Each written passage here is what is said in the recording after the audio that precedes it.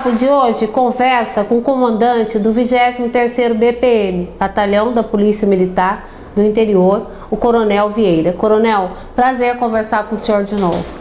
Mais uma vez, satisfação e orgulho estar de novo presente no programa. E hoje rolando um papo no seu batalhão. Em casa. Na sua casa. Exato. Me sentindo em casa na sua casa. Que bom. Coronel, o artigo 144 da Constituição, ele determina que segurança pública é um dever do Estado. E no seu parágrafo 5º, ele define e disciplina as funções da Polícia Militar. Eu queria que antes da gente entrar especificamente nas questões que acontecem nas cidades que estão sob o seu comando, o senhor explicasse para os nossos telespectadores a função da Polícia Militar. É muito importante que a população tenha conhecimento da competência constitucional de cada uma das polícias, particularmente a Polícia Militar. Ela é responsável por aquilo que nós chamamos no direito de polícia administrativa, que é a polícia ostensiva, aquela que o cidadão vê fardado. Existe a polícia investigativa, que é a polícia civil, que executa, que atua depois do crime ocorrido. A polícia militar, ela faz a parte preventiva, antes que o crime aconteça. E em suas diversas modalidades é a atribuição da polícia militar, o policiamento ostensivo. Aquele policiamento que vocês veem com viaturas, policial fardado, a pé, com motos, com a base móvel, em policiamento estádio, em eventos, a cavalo. É a polícia que aparece praticamente mais próxima do dia a dia da população. E o atendimento dos casos emergenciais é feito através do 190. Então, praticamente, essa é a atuação principal, princípio da Polícia Militar dentro da competência constitucional. Num contexto sociológico, ela é um ponto de harmonia com a comunidade. E é claro que em função dela estar muito próxima à comunidade, isso gera uma série de outros fatores que faz com que a Polícia Militar seja muito mais acionada, esteja mais presente na vida das pessoas. Correto. Eu acho que você resumiu praticamente o espelho, né, da atuação nossa da Polícia Militar. Hoje, entre as bases de atuação da Polícia Militar, existe o policiamento comunitário, que nada mais é do que isso. É colocar o serviço policial à disposição da população de forma mais aproximada, mais frequente e aumentando essa sensação de segurança e de confiança, porque na verdade o que a população precisa é um braço que a represente na justiça, na defesa e na sua segurança. E esse é o papel da Polícia Militar hoje. E quem atua na ponta desse sistema são vocês. Todos os policiais militares, né, desde o soldado até o coronel, fazem parte desse sistema. A gente costuma falar, cada policial militar, independente de ser da menor ou maior graduação, ele é um defensor da sociedade. Então, nosso papel é esse. E a comunidade, ela pode contar conosco, tanto no dia a dia e principalmente no telefone 190, que são naquelas situações de maior emergência. Que é o primeiro que a gente tem em mente. A gente costuma falar, quando o ser humano, quando o ser humano está numa situação muito perigosa, ele se lembra de Deus e da polícia. E quando falou polícia, é o telefone que vem à cabeça, o 90. Isso fica gravado na memória. Então é importante salientar isso daí, né? Esse telefone é realmente aquele que vai ajudar o cidadão no momento mais crítico que ele se encontra no dia a dia. E ele tem que ser bem usado para que outras pessoas que também passam por situações de risco não sejam preteridas na sua emergência em razão de coisas menos importantes. Porque a gente entra especificamente nessa questão dos trotes, que é um grande implicador e complicador na ação da Polícia Militar. Eu queria que o senhor explicasse o seguinte, que essa é uma dúvida de cada um dos telespectadores que estão nos assistindo agora. Às vezes a Polícia Militar, ela vai até uma ocorrência, daí aconteceu o fato naquela hora, mas a pessoa sai solta dali, o que gera uma frustração enorme no indivíduo que fez a ocorrência. Por que isso ocorre? Por que a Polícia Militar não pode prender? Porque daí tem todo o processo da Polícia Civil para fazer inquérito. Mas eu queria que o senhor explicasse esse trâmite. Bom, existem diversas situações, mas tentando sintetizar tudo isso, existe uma lei que ela prevê os casos, as situações e as circunstâncias em que a pessoa vai ter sua liberdade restrita, né? Independe da vontade do policial, independe às vezes a vontade da autoridade policial. Aliás, os policiais não têm vontade, eles têm que cumprir a lei. A gente tem sim a nossa forma de entender, conforme nós fomos educados e criados, de interpretar os fatos que acontecem na sociedade, sendo eles infrações, né, criminais ou não, para poder tomar a decisão da melhor providência a ser adotada naquele momento. Assim como a autuação é feita de acordo com as falhas cometidas pelo condutor. Então, não depende somente do policial chegar no local, constatar uma situação e achar que aquilo vai ser suficiente para manter uma pessoa presa.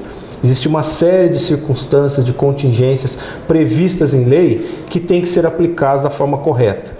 Porque senão, se aquilo virar um processo e aquela pessoa que teve a sua liberdade restrita ou ela está sendo acusada de um crime, ela pode não ser punida por falta de provas, por deficiência de provas, por testemunhas que na hora falam alguma coisa, mas em juízo mudam o depoimento, por algum detalhe, por esquecimento, por uma situação de vontade no momento, e às vezes a população ela tem dificuldade de entender essa situação.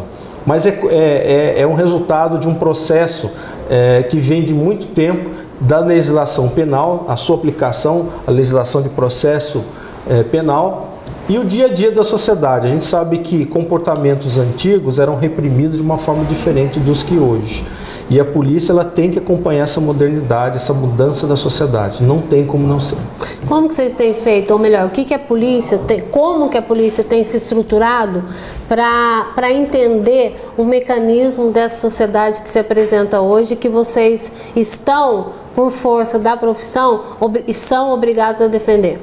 Acima de tudo, nós temos nos bancos escolares de formação dos policiais o treinamento, né, necessário, a atualização profissional, tanto jurídica como de procedimentos. Hoje a Polícia Militar não atua simplesmente por um conhecimento técnico ou jurídico, né, do código. Existe um treinamento, existe uma série de procedimentos operacionais que o policial aplica no atendimento de ocorrência, todos eles balizados por meio de estudos, por embasamento jurídico, para que ele possa aplicar da forma correta a medida necessária naquele local de ocorrência. Mas, acima de tudo, o treinamento, a orientação, a preleção, a instrução, palestras, encontros e troca de informações da polícia com o Poder Judiciário, com instrutores, com até pessoas da sociedade, são necessárias e importantes para que a gente possa estar sempre atualizando esses conceitos. Como o tema é muito complexo, segurança pública, a gente sabe que não é só a função da polícia que conta nesse cenário. Como a gente disse, a polícia ela é a ponta que mais aparece, que tem um relacionamento mais direto com a comunidade, mas outros fatores contribuem para que um município ele tenha um número grande de homicídios ou de latrocínio, que são as questões sociais. Vocês chegam a conversar com os prefeitos de determinados municípios para tentar reverter isso? É um papel da Secretaria de Segurança Pública mostrar esses dados e estar conversando diretamente com os gestores? Com certeza. Como a gente disse aqui, a polícia tem que acompanhar o desenvolvimento da sociedade. Então, uma das preocupações, principalmente quando o poder público está assumindo uma administração municipal, é nos colocar à disposição e fornecer informações e subsídios suficientes para mostrar as falhas existentes, né, da estrutura, do ordenamento urbano. Quando existe falta de iluminação, quando existem estabelecimentos que não estão regularizados por falta de alvará do Corpo de Bombeiros, uma rua mal pavimentada, uma rua com problemas de terrenos abandonados, imóveis abandonados, tudo isso são fatores que podem gerar uma sensação de insegurança. A criação de um aglomerado urbano. Nós participamos de um acompanhamento de uma inauguração de um bloco residencial. É um novo grupo de moradores que vão residir e criar praticamente um novo bairro. O senhor está falando hoje aqui em Guaratinguetá, Santa Mônica. É um exemplo que eu estou citando, né? Quando se cria um aglomerado urbano, qual vai ser o impacto social, o impacto na administração municipal, na saúde pública, no sanitarismo e na segurança pública? É um grupo novo de pessoas que vai se interagir e criar um fator social naquele local. Vai acontecer algum tipo de interferência na questão da segurança pública? Com certeza. Então nós estamos aqui justamente para conversar com o poder público e indicar os potenciais problemas dessas questões e buscar alternativas, não só com a prefeitura, mas juntamente com aquela comunidade que também está atuando e morando naquelas regiões. Eu acho que essa frustração que é da população, o senhor deve ter acompanhado, acompanha isso diariamente, deve ser de vocês, quando vê um meliante saindo e às vezes rindo até da força policial. Isso acontece de forma muito frequente, ainda mais nesse país que tem toda essa reversão de valores nesse momento que a gente está vivendo, que o senhor falou. O que se explica para a pessoa naquela hora, que ela já está com aquele desabor, de ter um filho assassinado, de ter alguma coisa roubada dentro da sua própria casa, de sofrer algum tipo de infração? Existe um processo aplicado dentro do nosso trabalho policial chamado vitimização. O que é vitimização? Geralmente pessoas que são vítimas de crime de maior repercussão, de maior gravidade, nós pedimos para policiais fazerem uma visita à residência dessas pessoas, primeiro para dar um suporte emocional. Entendi. Mostrar que a polícia está lá à disposição, está do lado da pessoa, não está sozinha, independente do que vai acontecer daquele momento em diante. Os problemas de investigação, problemas emocionais, psicológicos podem interferir no dia a dia daquela família, daquela vítima. Isso é um exemplo do que a Polícia Militar pode oferecer em termos de apoio para a sociedade, para a população. De qualquer forma, nós estamos sempre acompanhando as questões que envolvem os crimes e procuramos, junto com a Polícia Civil, ela tem o trabalho dela de investigação, mas a Polícia Militar também tem a sua competência residual. Se nós recebermos o maior número de informações possíveis, ainda que no calor da ocorrência, a gente pode, no mais rápido tempo possível, obter o esclarecimento e a prisão dos infratores. Então esse é um trabalho contínuo que a gente tem desenvolvido cada vez mais para tentar dar esse suporte emocional e suporte de confiança para toda a sociedade. E essa parceria, quem ganha com essa parceria é a comunidade. Nós estamos conversando no programa Rolando um Papo de hoje com o Coronel Vieira, que é comandante do Batalhão de Polícia Militar do Interior, que está sediado aqui na cidade de Lorena. Um giro rapidinho, nós já voltamos.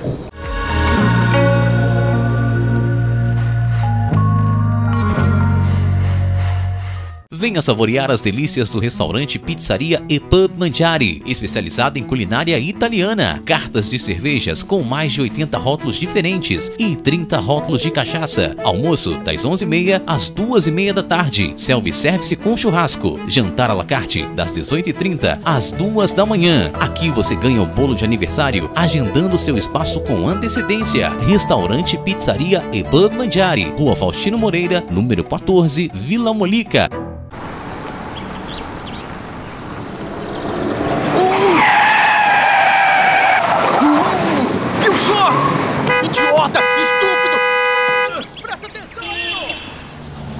Papai! Não, não, não! Bom exemplo! Passe adiante! Com todos, dar teu amor, assim, dar teu amor.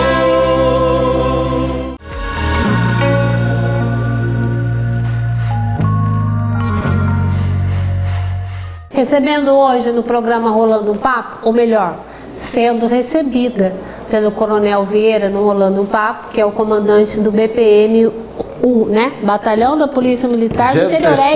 Batalhão de Polícia Militar do Interior. 23º. Comandante, ser policial deixou de ser um ofício e passou a ser uma causa. Isso é uma constatação.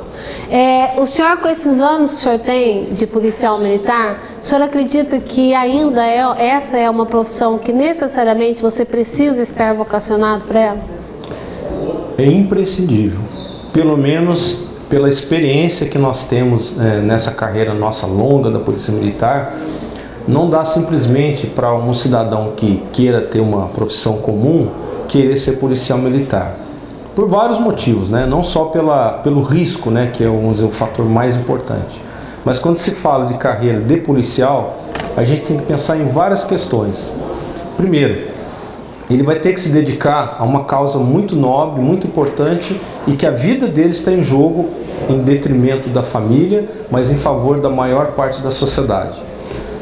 Os seus horários, né, o tempo de trabalho não é regido por relógio.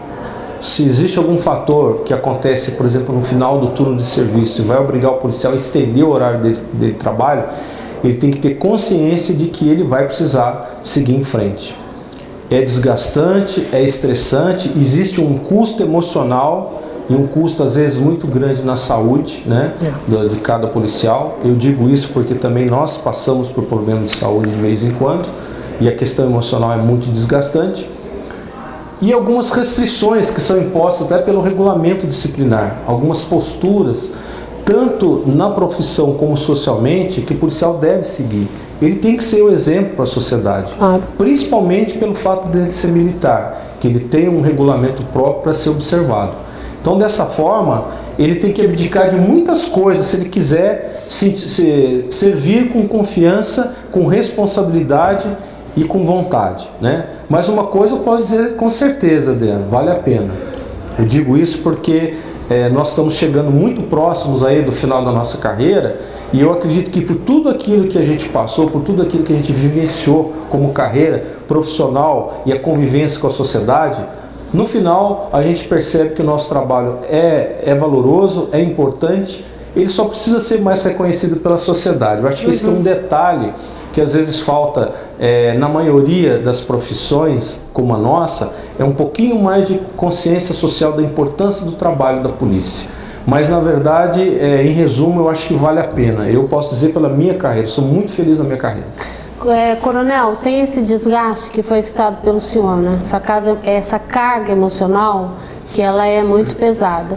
Vocês têm um preparo para, quando vocês, nesse curso de formação, é dado um preparo para essas pessoas que estão iniciando, até para que elas saibam lidar com determinadas adversidades que vão se apresentar no decorrer do caminho? Pois é, além da questão da formação e da instrução, né, de preparação dos policiais, é feita uma investigação social, né, enquanto o aluno está frequentando o curso de formação, para detectar, através de testes psicológicos, se ele tem um perfil. Não é somente a prova, né, a prova de admissão que vai garantir que ele vai fazer o curso. Se ele for reprovado nesse perfil, ele já não pode dar prosseguimento, não pode seguir. Eu posso citar um exemplo muito grosseiro, mas que serve como um exemplo prático. Existem pessoas que foram feitas para liderar, existem pessoas que foram feitas para obedecer. Muitas vezes, um candidato, ele quer fazer um concurso para ser líder, ele não serve para ser líder. Ele, assim, no primeiro momento, ele serve sim para obedecer. Talvez no futuro, adquirindo experiência, ele vai poder ser um líder. Mas isso é detectado nesses testes. E o que acontece depois que o policial é formado e no decorrer da sua carreira ele apresenta algum problema de ordem emocional? Nós tivemos uma época muito remota na Polícia Militar um problema relativo a suicídios, né? Então foi detectado um problema grave institucional e se criou um programa para poder atender a essa demanda de situações que estavam acontecendo com a nossa tropa, por diversos motivos. E hoje existe em cada comando regional um núcleo de assistência psicossocial, NAPS. Esse núcleo é formado por profissionais da área de psicologia e psiquiatria que atuam atendendo a casos específicos de estresse ou de situações em que o policial se submeteu a situações de risco e necessariamente tem que fazer uma avaliação. Eu cito um exemplo. Um policial que participa de uma ocorrência de intervenção que resulta na morte de um infrator é um impacto psicológico muito grande. Para ele, policial, pode ser uma coisa normal da profissão, mas nós fazemos questão de chamá-lo para fazer uma entrevista com os psicólogos e se for detectado algum tipo de alteração, imediatamente ele já passa a frequentar esse estágio para poder fazer esse trabalho de recuperação emocional. Ele é muito importante e muito eficaz e tem ajudado a eliminar fatores muito mais graves que podem influenciar na vida pessoal de cada policial. Você sabe que eu estou pensando no seguinte, porque ele tem que atender, fazer aquele atendimento e não pode levar para casa, isso é óbvio, né? Quem está nos ouvindo vai falar assim, tem uma obviedade na pergunta, mas é para que a pergunta seja óbvia mesmo, porque se no decorrer do trabalho a pessoa, o que acontece e são cenas dramáticas e as pessoas se tocam com essas cenas, ela carregar essa bagagem com ela para o seu dia a dia, ela vai pirar, né? A possibilidade que ela tenha um problema psicológico e de transferência até para a família é muito grande. A carga emocional que o policial enfrenta no dia a dia, ela é muito grande, né? Nós temos problemas muito sérios envolvendo policiais na questão conjugal. Muitas separações conjugais, porque às vezes ele traz realmente uma carga emocional muito negativa para dentro de casa, e para administrar a vida familiar e a vida profissional não se consegue um ponto de congruência para poder equilibrar e seguir em frente. Então esse é um fator realmente muito importante hoje no trabalho, né, no dia a dia nosso policial, de acompanhar a vida dele, para que ele possa ter suporte suficiente, porque o objetivo não é simplesmente colocar o policial em condições emocionais adequadas. Ele vai voltar a trabalhar na rua, ele vai ter que atender ocorrência, vai ter que enfrentar situações estressantes novamente. Ele tem que estar preparado. Ele não pode estar despreparado, senão ele vai colocar em risco a vida dele, a vida de terceiros e da sociedade. Então é uma preocupação muito grande e tem sido eficiente esse trabalho nosso. Então essa linha limítrofe do profissional, ela é detectada com facilidade por vocês? Os testes, a gente tem, vamos dizer, os indícios, né, que aparecem em determinado comportamento. A partir desses indícios nós apresentamos o policial para fazer o teste, e naquele teste realmente aparecem as evidências suficientes para se fazer a continuidade do tratamento. Para melhorar a segurança é necessário homens ou meios? Hoje em dia eu posso dizer o seguinte, nós temos tecnologia que pode suprir em determinadas situações a quantidade de pessoas. Se a parte preventiva é observação e fiscalização, eu preciso ter muitos olhos, né, para poder observar. E olhos com capacidade de se aproximar. Isso a tecnologia vai fazer. Eu preciso chegar mais rápido ao local de ocorrência. Então eu preciso ter veículos adequados para chegar com segurança e rapidez no local. Nessa hora, o recurso material é importante. Se nós vamos falar em termos de seres humanos, né, para utilização no atendimento de ocorrência, no atendimento das pessoas, eles também são importantes. Mas hoje em dia, o que tem que ser incrementado é a informação. O que mais a polícia precisa em termos de trabalho é a informação. Essa informação, ela pode ser obtida tanto por meios humanos como por recursos materiais. Mas é importante que os canais de acesso à informação da população à polícia sejam cada vez mais rápidos e eficientes. Quando se fala, por exemplo, no celular, um WhatsApp, ele é um sistema tecnológico que facilita e acelera a informação para chegar até o meio policial. Precisou de alguém, de um policial, para puxar essa informação e trazer até o departamento policial? Não. O próprio cidadão acessando o WhatsApp, ele já manda a informação.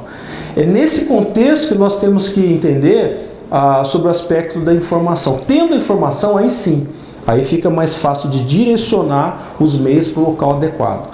Se nós tivermos muita desinformação, eu posso ter milhões de policiais que não vão conseguir resolver o problema.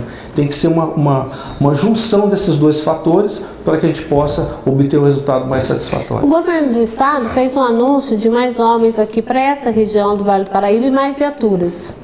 Eles já estão operando junto com vocês ou ainda não? A apresentação desses policiais já está ocorrendo de forma paulatina.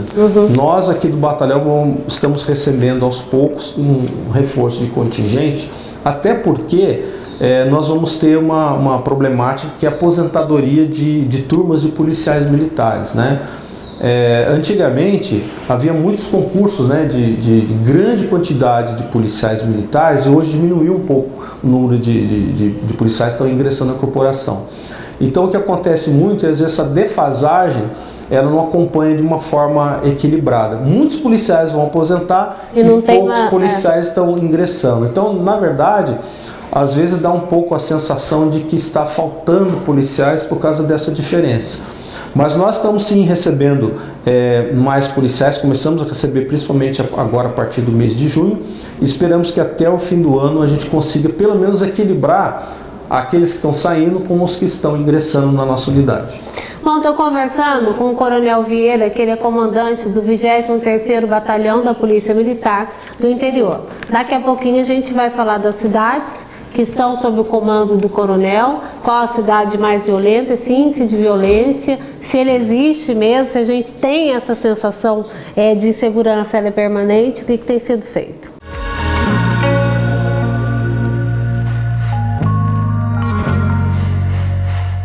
Requinte, sofisticação, beleza, qualidade. Divisil Divisórias, há mais de 36 anos no mercado de divisórias, forros, persianas e pisos Paviflex. Divisil Divisórias, Rua Maria de Lourdes Carvalho, 281, Guaratinguetá.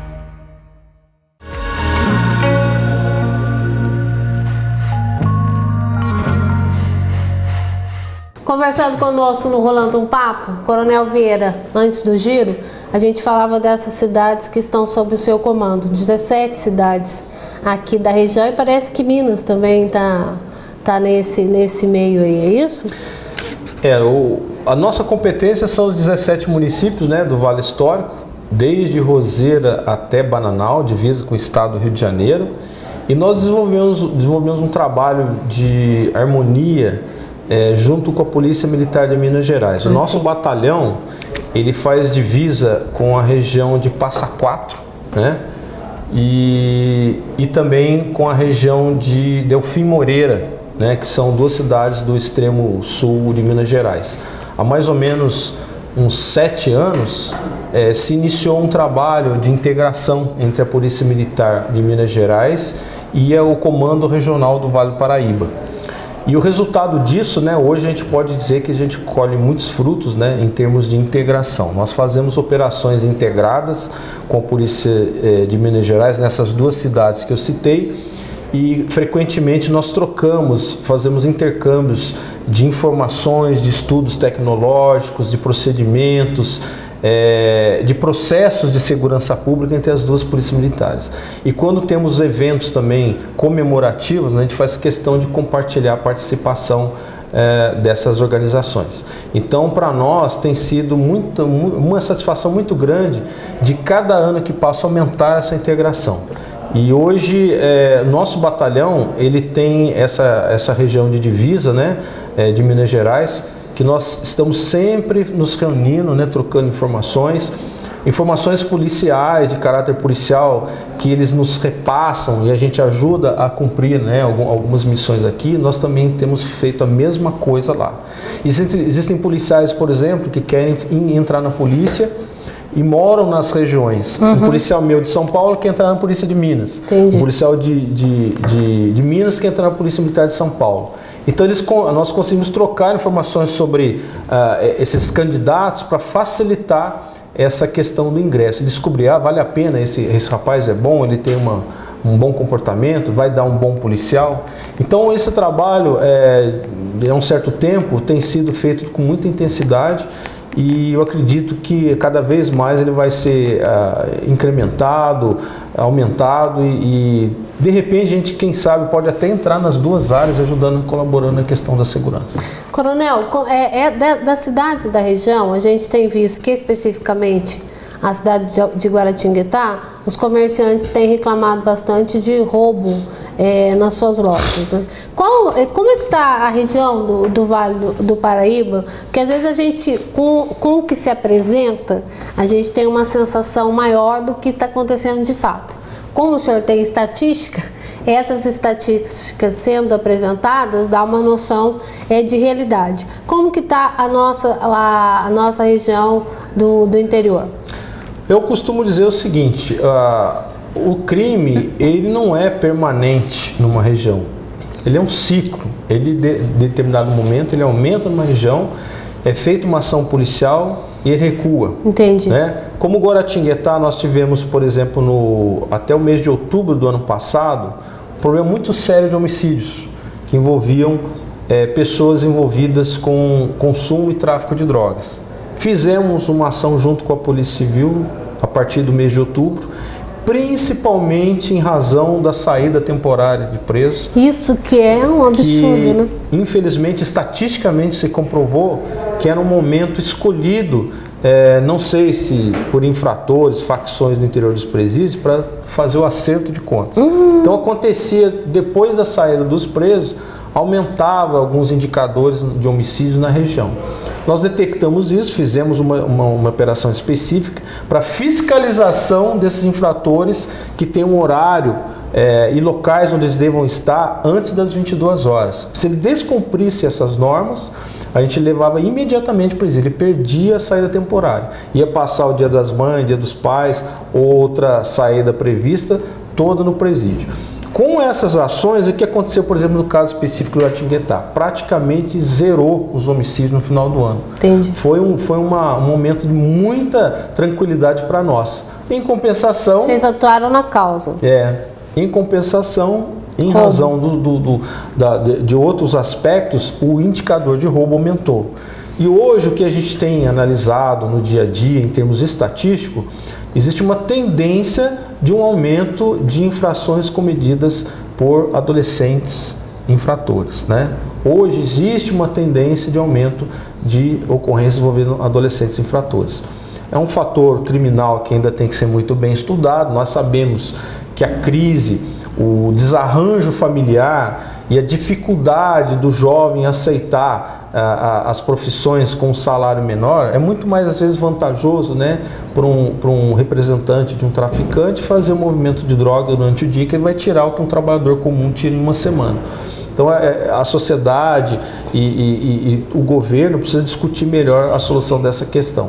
E, de certa forma, isso tem aumentado as ações desses adolescentes infratores. Mas o que eu posso dizer em termos de comparação com os anos anteriores, o homicídio caiu, eu já disse, né? Na questão do roubo e na questão dos crimes patrimoniais, existe uma estabilização, não existe um aumento significativo. O que existe, que às vezes é comentado na imprensa, é a questão da sensação da segurança. Quando a pessoa sai na rua e ela percebe que ela vai acabar sofrendo alguma ação criminosa. Hoje também existem alguns registros policiais que são feitos diretamente via internet. Isso também aumenta a estatística de ocorrências no geral, na hora de fazer a contabilização. E quando se coloca no papel, vai dizer, houve um aumento de furto, porque as pessoas não faziam a notificação da delegacia. Muitas vezes as pessoas estavam desestimuladas. Não vou fazer o boletim de ocorrência porque não vai adiantar nada. Tem vergonha, né? Tem gente que acha que não é ambiente para ela, tem medo de chegar na delegacia, dar de cara com o bandido e o bandido fazer uma ameaça. Esse é um outro problema que você falou. Existe também um certo receio das pessoas em testemunhar nas ocorrências, porque ela sabe que o infrator ali, ele vai ser ouvido, mas ele pode estar solto amanhã e vai encontrá-lo na rua, né? A gente compreende uma certa preocupação de uma grande parte das vítimas nesse sentido.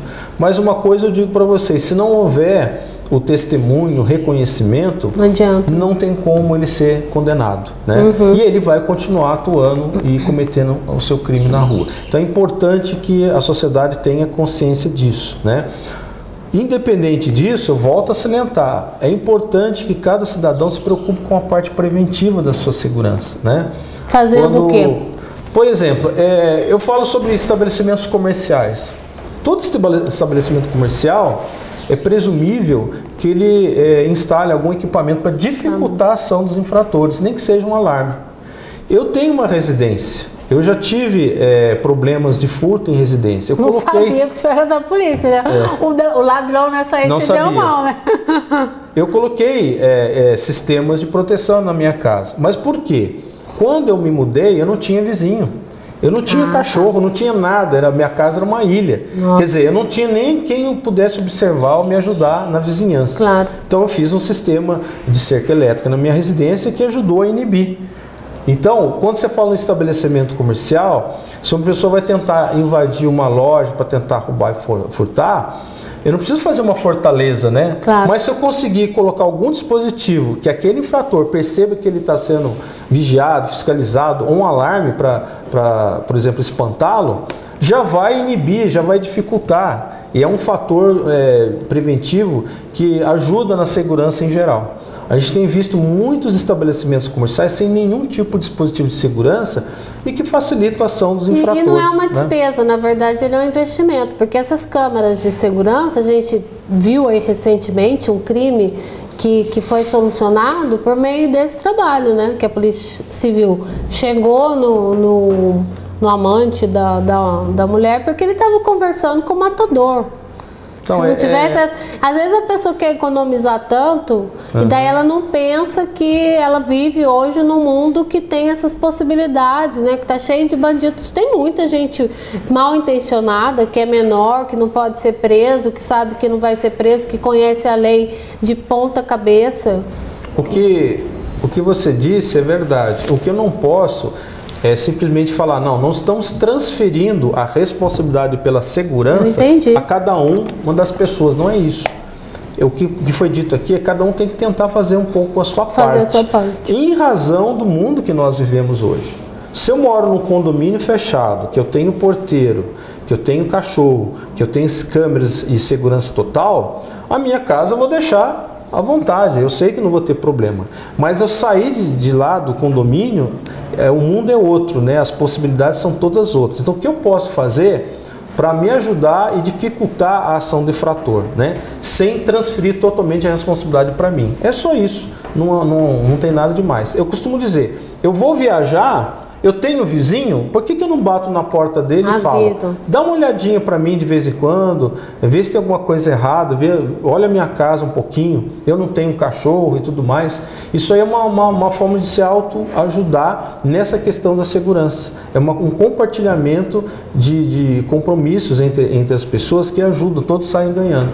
Eu acho que é isso que falta às vezes um pouco para a sociedade, né? Conversar mais e buscar soluções alternativas juntas, né? O senhor sabe que teve uma época que Lorena, cidade que nós estamos hoje, que é a sede do 23º BPM, é o seguinte, Lorena teve vários anos no topo das cidades mais violentas da região e era um dado estarrecedor. Porque a gente que era das cidades vizinhas não entendia como que Lorena conseguia alcançar índices tão preocupantes. A cidade de Lorena hoje, em que situação ela se encontra? Eu posso dizer que todas as cidades de porte médio, pelo menos da região do Vale Histórico, elas estão praticamente num equilíbrio social, em termos de criminalidade. Existem cidades com maior população e menor população, que em determinadas fases do ano, elas vão ter algum problema a mais ou a menos em decorrência, às vezes, de um infrator que é solto pela justiça, né, e mora na região e atua na região. Então eu não posso simplesmente dizer que existe uma cidade X ou uma cidade Y mais ou menos violenta. Agora, uma coisa eu posso dizer com certeza, gente. Toda cidade que é bem organizada, que é bem estruturada, que ela tem um ordenamento urbano muito bem feito, que tem leis que são cumpridas, a tendência é que os indicadores criminais dela sejam menores, sejam mais baixos. Quanto mais organizada é uma sociedade, vai ser menor os indicadores criminais. Quando eu deixo de limpar uma rua, queimo uma lâmpada, deixo um buraco aberto, deixo um terreno abandonado, uma casa abandonada, que representa falta de cuidado com o ordenamento urbano, isso aí é o atrativo principal para que a criminalidade se instale ali. Desde um simples furto, um estupro, um traficante, um usuário de droga vai aproveitar aquele local. Esse eu acho que é o segredo, né, de se conquistar uma melhoria na qualidade de vida e na segurança. É organização, é ordenamento. Uma escola limpa, uma escola organizada, uma escola em que os alunos respeitam o professor, entram, saem no horário, têm sua alimentação boa no horário correto, vai ser uma escola tranquila, vai ser uma escola sem conflito, vai ser uma escola bem aconselhada e desejada pelos pais, pelos alunos e pelos professores. Isso se estende para a sociedade. Conversando conosco no Rolando um Papo, comandante Vieira, um giro rapidíssimo, nós já voltamos.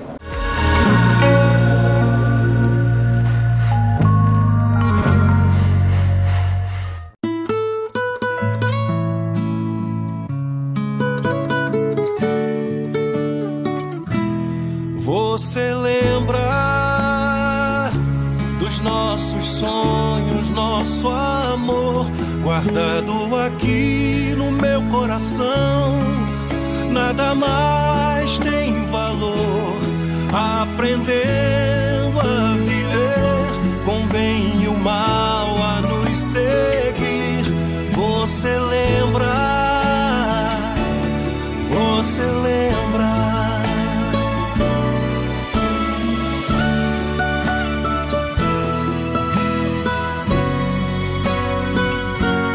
Você lembra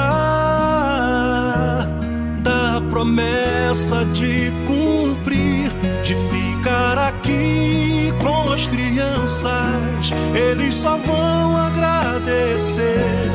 Cada dia traz algo especial e uma graça pra se dar. Você lembra?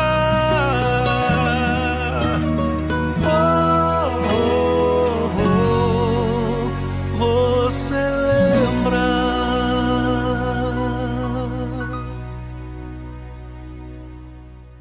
A TV Vale apoia essa atitude.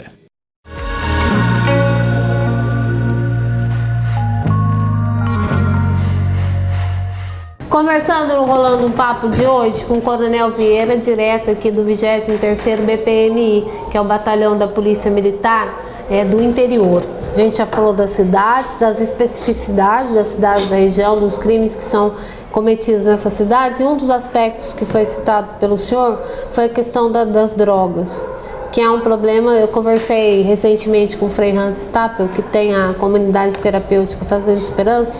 Ele me dizia que se tivesse mais fazendas, teria uma demanda para abrigar essas pessoas, que é um problema mundial que vem sendo enfrentado. A Polícia Militar tem um programa bastante interessante, que é o PROERD, que trata menores, que dá instrução. Eu queria que o senhor falasse um pouco a respeito desse programa. Pois é. A Polícia Militar, em 1997, aqui na nossa região, ela passou a instituir o programa do PROERD, né, para as crianças das nossas famílias, pensando no projeto americano de prevenção. Como eu falo, né, a PM sempre pensa na prevenção. Como que eu posso atuar no intelecto, na formação do caráter do ser humano, como policial, para que ele lá na frente ele possa pelo menos diminuir o risco de se tornar um viciado ou um propenso infrator, influenciado pelas drogas, pelo cigarro e pela violência. Então, esse foi um dos aspectos que levou a Polícia Militar em acreditar nesse projeto e procurar colocar alguns conceitos para as crianças. Já tem quantos anos o PROERD? Então, desde 1997, né? Vai fazer o quê? 20 anos, né? Daqui a pouco vai fazer 21 anos, estamos com 18 anos. Então, o que acontece?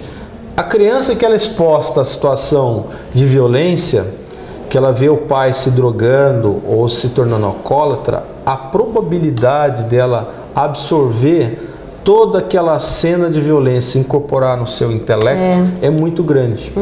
Só que como que ela vai absorver uma referência de que essa conduta é inadequada e imprópria para o futuro dela? Então o que o policial ele faz é o seguinte: primeiro, ele se apresenta como policial à criança, porque muitas vezes o pai ou a mãe que tem esses problemas vai dizer que o policial é inimigo, que o policial é o lado ruim da história. Não é.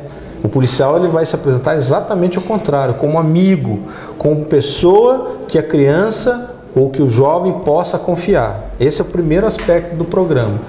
Logicamente que depois ele vai passando os conceitos relativos ao problema da violência, do uso do cigarro, da bebida, até onde aquilo pode evoluir, ensinar a fiscalizar o amiguinho.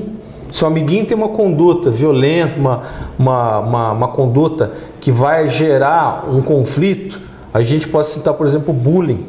O bullying, que é uma coisa natural das escolas, que muitas crianças já passaram por isso, acho que inclusive nós, né? Eu sofria bullying. Então, eu acredito que ali também é um momento para se explicar para as crianças, ó, o bullying não é bom, o bullying é negativo. Ele alimenta um espírito de violência, de conflito, né? De depreciação, desvalorização pessoal e moral. Tem casos até de suicídio pela vítima do bullying. Quantos casos, né? Infelizmente, nós temos que citar, às vezes, esses fatos desagradáveis em relatos, não necessariamente nesse nível no PROERD, mas a que ponto pode chegar. Então, o programa exatamente vai trabalhando o momento em que a criança está terminando, fechando a formação intelectual dela com relação ao caráter, né? Eu costumava falar para os meus filhos, até uma determinada fase da idade, eu vou formar o caráter de vocês, depois é o intelectual.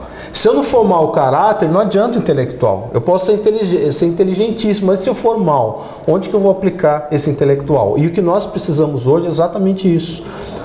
Preparar nossos futuros adultos, jovens, para que tenham um caráter positivo, um caráter confiante, mas principalmente de harmonia, de paz, de tolerância, para que ele possa ser um cidadão digno e que possa respeitar o cidadão diferente lá na frente. Mas, acima de tudo, evitando os vícios, evitando condutas criminosas e comportamentos inadequados. Então, o programa hoje já tem praticamente 20 anos. Existem crianças hoje que são adultos, casados, né, que já participaram do programa. E a forma com que é feito o fechamento, a formatura, né, com aquela história do brinde, da medalha, da camiseta, da bicicleta, isso marca a vida da criança, a gente percebe isso daí. A criança fica feliz quando chega a formatura do PROERD, porque é um momento de glória, de fechamento, né? E muitas vezes, com a redação bem feita pela criança, ela ganhando um prêmio, um reconhecimento disso, ela vai dizer, poxa, valeu a pena. Eu fiz uma coisa que eu aprendi que é boa e fui reconhecido. Eu vou espalhar isso para quem vier depois de mim e falar que é bom, que o programa é bom, que a violência é o mal, que os vícios só destroem a vida do ser humano. Eu sou testemunha disso, né? Eu tive um parente que faleceu em razão de problema de vício de bebida. Então eu posso dizer com autoridade que o programa é importante, é valioso e tem que ser incentivado. Porque independente daquilo que ela está vendo, do exemplo maléfico que ela tem em casa, ela acaba tendo a possibilidade de assistir de uma outra perspectiva, né? De saber que o mundo ele não se fecha ali, ver outros horizontes, né? Outras possibilidades. O importante é isso, é mostrar para a criança que a vida ela tem essa questão das oportunidades. Muitas vezes a gente questiona, não, todos têm que ter oportunidades iguais. Eu sei, mas cada um tem uma potencialidade. Não tem como você simplesmente reprimir essa potencialidade. E quando a potencialidade de uma determinada criança ele é muito forte, você tem que buscar um caminho para que ela possa extravasar. Isso é também uma dificuldade com as crianças aí que têm um perfil um pouco diferenciado. Mas eu acredito que existem caminhos para poder se resolver essa questão. Mas é importante que a criança tenha consciência daquilo que vai ser ruim e prejudicial para a sua formação hoje, para que no futuro ela troque simplesmente as escolas em detrimento das cadeias. Coronel, o que a gente pode observar é que o PROERD ele é um programa interessante porque ele se adequa à necessidade dos tempos que a gente vive, que a gente assiste casos na televisão, o senhor deve saber e sabe isso melhor do que eu, porque vive isso no seu cotidiano, de crianças que têm exemplos assim muito ruins, né, de pais que batem nas mães, chegam absolutamente drogados, e ele não sabe o que fazer, né? Porque para onde que ele vai? E ele está necessariamente obrigado a conviver nesse cenário, ele não pode sair de casa. Isso é relatado, inclusive, por crianças ao nosso instrutor do PROERD. Existem algumas situações que, infelizmente, não tem que ser encaminhadas para o Conselho Tutelar, né? A gente detecta, não só no PROERD, mas às vezes na ronda escolar. quando se detém em um determinado tipo de ocorrência que envolve um aluno, e aí você vai verificar que ele foi maltratado, que ele está mal alimentado, que ele chega em casa e apanha, né? Então, qual é o cenário que vai construir o intelecto dessa criança? É o da violência. Então, o uso de drogas, o uso de entorpecente, a conduta criminosa, a conduta, vamos dizer, não aceitação de regras, ela já passa por esse problema que ele enfrenta em casa. Então, é muito complicado também para nós que atuamos como instrutores do PROERD, detectar situações desse tipo e saber como encaminhar, como resolver. Porque em casa é que está o problema. É, claro. Se a criança voltar para casa, ela vai encontrar aquele cenário. Por mais que eu queira estimular através de treinamento e instrução, em alguns casos não tem como resolver. Entendi. Aí tem que ser entregue ao Conselho Tutelar e à Justiça da Infância e da Juventude para buscar uma melhor solução. Mas independente disso, o programa tem feito o seu trabalho muito eficiente, procurando incentivar e motivar essas crianças, que uma grande parte no futuro ela vai absorver esses conceitos e vai aplicá-los no dia a dia, no relacionamento familiar, no relacionamento na escola e no relacionamento profissional. Porque aprende a ter disciplina, porque os pais hoje eles são absolutamente permissivos, né? Pode tudo, né? Não tem limite. É difícil falar isso, né? Não, eu tô falando, porque até a gente tem exemplos muito claros. Você vai no supermercado, a criança quer uma coisa, a mãe não dá, ela deita, ela rola no chão e começa a gritar. Quer dizer, e chega a ser agressivo para quem está vendo e a mãe está sem o controle daquele adolescente, porque ela entende que aquilo é o melhor para o filho dela, que a gente sabe que não é, né? Porque a forma que o mundo tem para ensinar é muito pior, né? Antes você aprender em casa do que você aprender com o mundo. Pois é isso que a gente espera que seja revertido nesse futuro, né? Nós temos exemplos demais para poder oferecer e infelizmente a tendência, né, que a gente vê de que a solução não é nem a longo prazo, né? Mas é um trabalho que tem que ser feito em conjunto através da sociedade e buscar alternativas aí para a solução e o desenvolvimento dessas crianças. As crianças no futuro vão ser aqueles que vão gerir o nosso futuro, nossos destinos. Elas têm que estar bem instruídas, bem preparadas, têm que estar com saúde, né? Saúde mental principalmente, né? A criança está perdendo até hoje a oportunidade de fazer aquilo que é mais natural do ser humano, brincar. Né? Como eu brinquei na minha infância, né? Sem computador, sem celular, sem nada, e era muito feliz. Eu acho que as crianças eram muito mais felizes, porque aproveitavam melhor o tempo e brincavam mais, né? Muito mais. Agora fica o tempo todo no tablet, no celular, quer dizer, virou uma mania e daí não sai de casa, fica enclausurado, não sai na rua porque tem medo de deixar a criança na rua. Quer dizer, o efeito dominó, ele está bem alicerçado nessa realidade nova. De todas as experiências, vamos falar de coisa boa também, né? Porque a gente fica só falando de exemplos ruins, e eu sou uma defensora contumaz, o senhor sabe disso, que já me conhece há bastante tempo, do trabalho da Polícia Militar, que eu acho que vocês fazem muito, são pouco valorizados e são pouco entendidos e compreendidos também pela população, que tem uma maioria de policial militar que é bem intencionado, que está ali porque gosta, por vocação, e às vezes até colocando a própria vida pessoal em risco em função do que o senhor falou, né? Tem problema doméstico, porque não tem horário. Das experiências que o senhor já viveu nessa profissão, qual a que mais te tocou positivamente? Olha, eu acredito que hoje nós temos desenvolvido uma atividade que é disseminada em toda a Polícia Militar, né? Entre outras, que é a Solenidade Militar Mensal. Como que é feito a Solenidade Militar Mensal das unidades atualmente na Polícia Militar? Nós fazemos a entrega de certificados, de medalhas e de comendas de valorização do policial na região onde ele trabalha.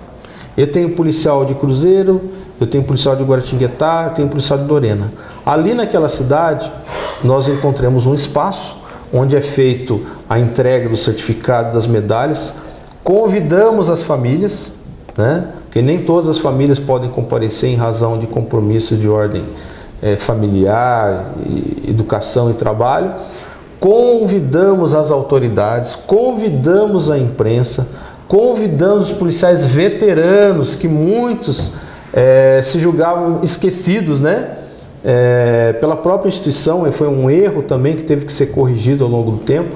E ali é feito essa solenidade de congraçamento. Ali é feito a entrega das medalhas, dos certificados. Entregamos certificados para civis também que colaboram com a Polícia Militar. E ali as autoridades, vereadores, juízes, promotores, a imprensa, eles participando junto com a família dos policiais. Esse é o mais importante, estando próximos ali, a gente consegue integrá-los de novo à sociedade. Quer dizer, a sociedade começa a enxergar realmente o valor do seu policial. E aí é publicado na imprensa, o policial vê a foto dele divulgada no jornal da cidade, solenidade de valorização do policial, ele mostrando a foto para os amigos, para os parentes. Eu vi essa foto no jornal, recebendo a medalha com a fulana de tal. Isso não tem preço. Isso é um orgulho que o policial acaba incorporando no seu dia a dia e dá mais motivação e vontade de trabalhar e fazer aquilo que ele já faz todo dia. Essa é uma das experiências mais positivas que a gente tem visualizado ultimamente. Ao invés de fazer aquela solenidade militar toda incorporada, com tropa, com banda, com desfile, a gente procura fazer uma coisa um pouco mais humana e trazer a família do policial para que ela possa estar próxima. E o resultado disso tem sido cada vez melhor. Quer dizer, o policial se sente mais motivado, mais valorizado. O ser humano precisa disso, né? Claro. Não é só o policial, mas principalmente o policial, porque ele está todo dia lidando com as mazelas. É muito depreciado, né, também, né? Mas todo ser humano, ele precisa de motivação, claro. Ele vive disso, ele precisa disso. E essa é uma das experiências mais positivas que a gente tem presenciado no dia a dia na atividade do nosso batalhão. Coronel, foi um prazer encontrá-lo de novo. Obrigada por receber o Rolando Papo aqui na sua casa. Espero conversar com o senhor em outras oportunidades. Muito obrigado pelo canal aberto aí pela TV Vale. É uma satisfação recebê-la na nossa casa, de todos os policiais do 23º Batalhão. E esperamos ter outra oportunidade para voltar a conversar e rolar mais um pouco de papo. É isso aí. Eu quero agradecer a todos vocês pela audiência e participação do programa Rolando Papo, agradecendo também ao diretor desse programa, Alex Silva, ao Vinícius, que é o nosso cinegrafista, agradecer a Natália Nascimento, que é a nossa maquiadora, principalmente a você. Eu digo e repito, a parceria com vocês me fortalece. Semana que vem tem mais Rolando Papo. Até mais.